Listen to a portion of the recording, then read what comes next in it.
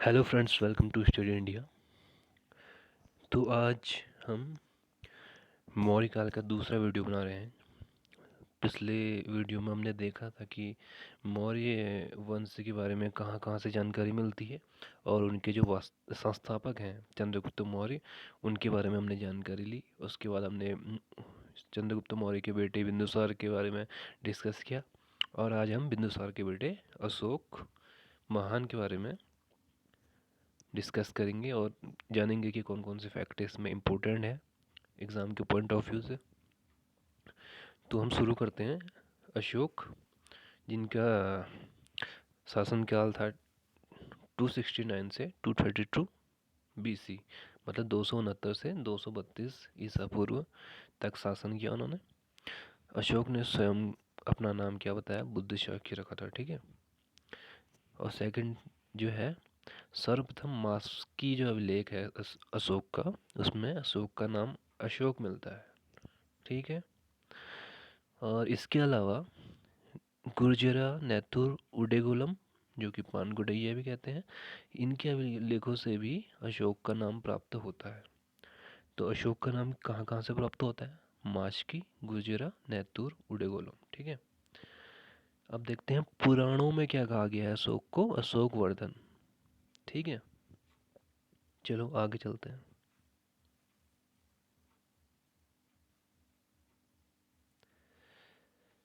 वितस्ता नदी, वितस्ता नदी मतलब झेलम नदी। उस टाइम प्राचीन काल में वितस्ता नदी जो थी, आज झेलम नदी है। तो अशोक ने वितस्ता नदी के तट पर श्रीनगर नामक नगर की स्थापना की थी और यह जानकारी हमें कल्हण की रास्ता रंगड़ी से ज्ञात होती है, ठीक है। 8वें वर्ष मतलब शासनकाल का 8वां वर्ष जो था 261 ईसा पूर्व में कलिंग की विजय की, ठीक है। कलिंग पर विजय करी और यह जो विजयी का उल्लेख 13वें अभिलेख में है, ठीक है। अशोक के 13वें अभिलेख से इसकी जानकारी मिलती है। अब देख लो कि कलिंग जब युद्ध हुआ था उस टाइम जो राजा था उसका नाम नंदराज था। अशोक ने नेपाल में ललित पत्तन नामक नगर की स्थापना करी और उसकी जो बेटी थी अशोक की, चारुमती नाम था, उसने देवपत्तन नामक नगर। तो दोनों ही आपको नगर याद रखने हैं, ठीक है। अब क्या कह रहा है कि अपने राज्याभिषेक के चौथे वर्ष में अशोक ने निर्ग्रोथ नामक व्यक्ति से बौद्ध धर्म की दीक्षा ली। किससे? निर्ग्रोथ नामक व्यक्ति से, ठीक है। अशोक ने मोगली पुत्र तिष्य से प्रभावित होकर बौद्ध धर्म को अपनाया, ठीक है। दीक्षा किससे ली? निर्ग्रोथ से, लेकिन जो बौद्ध धर्म को अपनाया पूर्णतः हुआ मोगली पुत्र तिष्य से।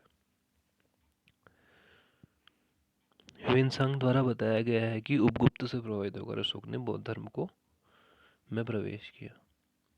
तो ह्वेनसांग के अकॉर्डिंग उपगुप्त नामक जो व्यक्ति था उससे प्रभावित होकर अशोक ने बौद्ध धर्म में प्रवेश किया, ठीक है।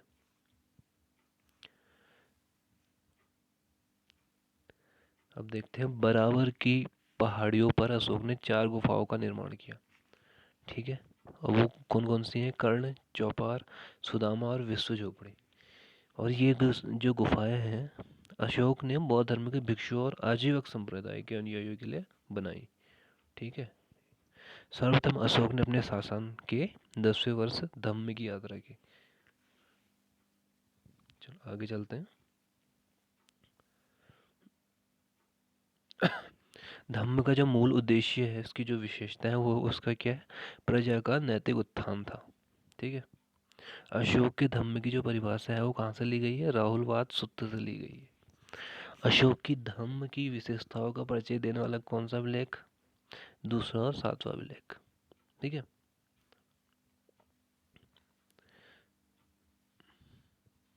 अब देखो, उपासक बौद्ध धर्म से अशोक का धर्म प्रभावित था।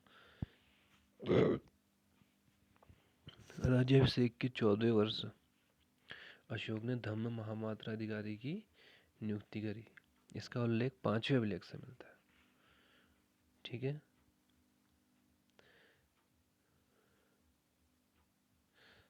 अब देखो मौर्य कालीन जो अभिलेख हैं, महास्थान और सोहगोरा, यह मौर्यकालीन अन्न भंडार की जानकारी देते हैं। ठीक है, इम्पोर्टेंट क्वेश्चन है। महास्थान और सोहगरा जो मौर्यकालीन अभिलेख हैं वो मौर्यकालीन अन्न भंडार की जानकारी देते हैं।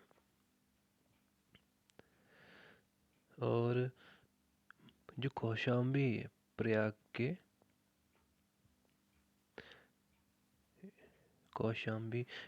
अभिलेख जो है कारुवाकी रानी से संबंधित है, इसलिए अभिलेखों को रानी का अभिलेख, इस अभिलेख को रानी का अभिलेख कहा गया, कौशाम्बी प्रयाग के अभिलेख को। ठीक है, और जो कारुवाकी कौन है, कलिंग राजवंशी की थी, अशोक की महारानी थी। ठीक है,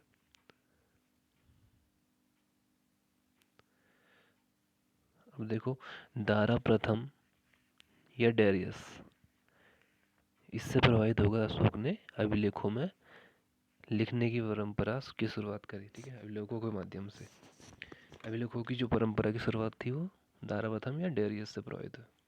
अशोक के अधिकांश अभिलेख ब्राह्मी लिपि में है। 1837 ईस्वी में जेम्स प्रिंसप ने अशोक के अभिलेखों को पढ़ा था। ये क्वेश्चन तो बहुत इम्पोर्टेंट है। पशु बलि का निषेध प्रथम अभिलेख से मिलता है अशोक के।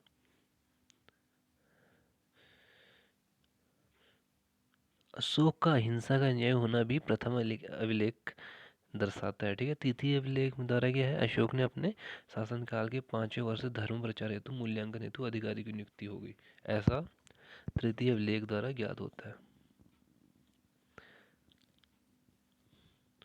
तो आज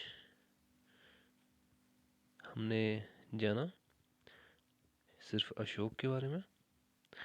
अब नेक्स्ट जो वीडियो बनेगी उसमें मौर्य काल के प्रशासन की जानकारी होगी, गुप्तचर व्यवस्था कैसी थी, प्रांतीय शासन कैसा था, न्याय व्यवस्था की बात करेंगे, मौर्यकालीन कर, मौर्यकालीन आर्थिक स्थिति, मौर्यकालीन मुद्रा प्रणाली, मौर्यकालीन व्यापार।